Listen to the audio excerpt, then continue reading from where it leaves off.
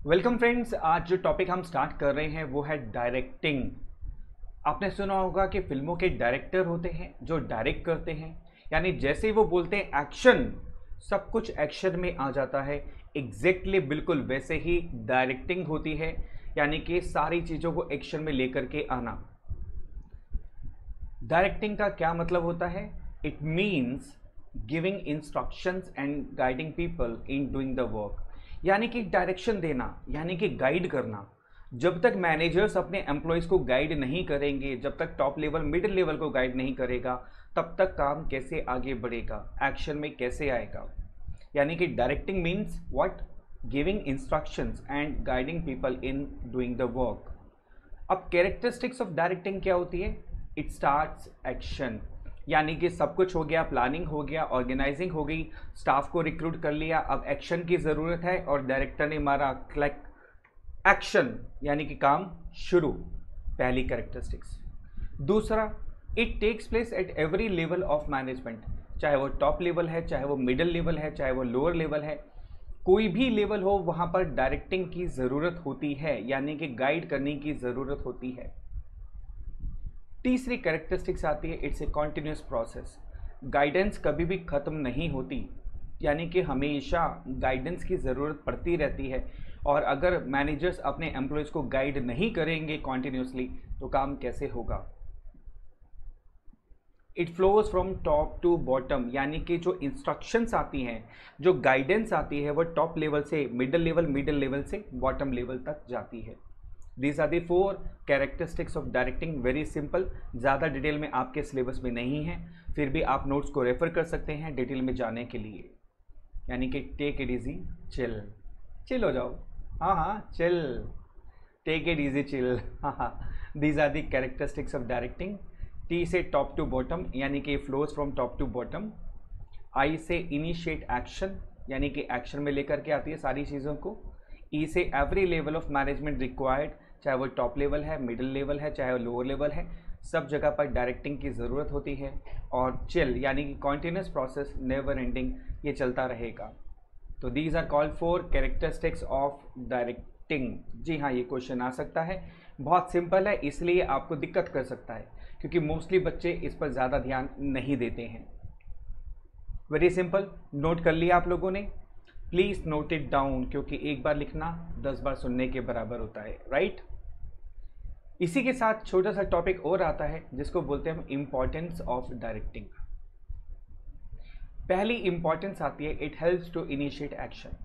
देखो, एक्शन तभी स्टार्ट होता है, कोई भी चीज़ एक्शन में तभी आती है जब आप गाइड करते हो, जब आप किसी को डायरेक्शन देते हो, उसको इंस्ट्रक्शंस देते हो, तो सारी चीज़ें स्मूथली वर्क करना शुरू कर देती हैं।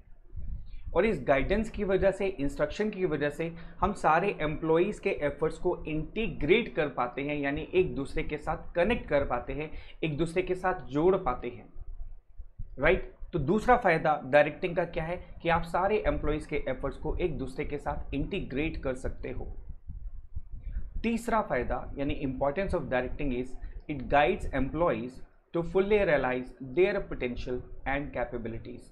देखो, जब हम इंस्ट्रक्शन देते हैं एम्प्लॉयज़ को, जब हम उनको गाइड करते हैं, तो हम उनकी पूरी कैपेबिलिटी को यूटिलाइज कर सकते हैं, उनके पोटेंशियल को निखार सकते हैं, उनकी कैपेबिलिटीज़ को यूटिलाइज कर सकते हैं by giving them instruction, by guiding them, by giving them training and development through the guidance. Ultimately directing is what? Giving guidance. तो हम इससे क्या करते हैं? अपने एम्प्लॉयज़ की जो पोटेंशियल या कैपेबिलिटीज़ होती हैं उसको फुली यूटिलाइज कर सकते हैं। अगला फ़ायदा, it facilitates introduction of needed changes, यानी जब बदलाव की ज़रूरत आती है। अगेन चैप्टर 3 का रेफरेंस दूंगा यहाँ पर मैं, बिजनेस एनवायरनमेंट का। बिजनेस एनवायरनमेंट में हमेशा बदलाव आता रहता है। अब जब बदलाव आएगा तो ऑब्वियस ही बात है, काम करने के तौर तरीके, इंस्ट्रूमेंट, इंस्ट्रक्शन सब बदल जाता है। तो वहाँ पर गाइडेंस की ज़रूरत बहुत ज़्यादा होती है, जिसको अगेन मैं बोलूँगा it is one of the importance of directing. It facilitates introduction of needed changes, यानी जो ज़रूरी चेंजेस की ज़रूरत होती है उसको इंट्रोड्यूस करना काफ़ी आसान हो जाता है because of directing function of management. फिर आता है, it brings stability and balance in the organisation. सबको जब हम इंस्ट्रक्शन देते हैं तो स्टेबिलिटी आती है, क्योंकि इंस्ट्रक्शन से ही क्लैरिटी आती है कि what a person is suppose to do.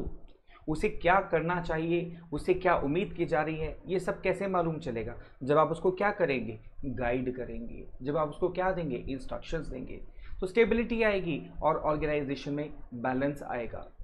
These are the 5 importance of directing, यानी कि क्या करना, क्या करना, गाइड करना। यस, देखिए ऐसे जैसे हमारे गाइड साहब हैं, बिल्कुल प्रॉपर तरीके से गाइड करते हैं। हाँ, GUIDES, गाइड्स।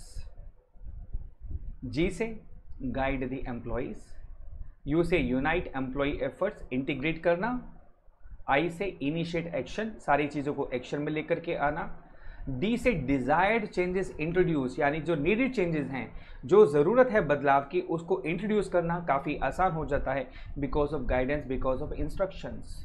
E से इक्विलिब्रियम इन द ऑर्गेनाइजेशन, यानी कि बैलेंस इन द ऑर्गेनाइजेशन, और S से आता है स्टेबिलिटी एंड बैलेंस, यानी कि ऑर्गेनाइजेशन में क्या आता है, स्टेबिलिटी और बैलेंस आता है।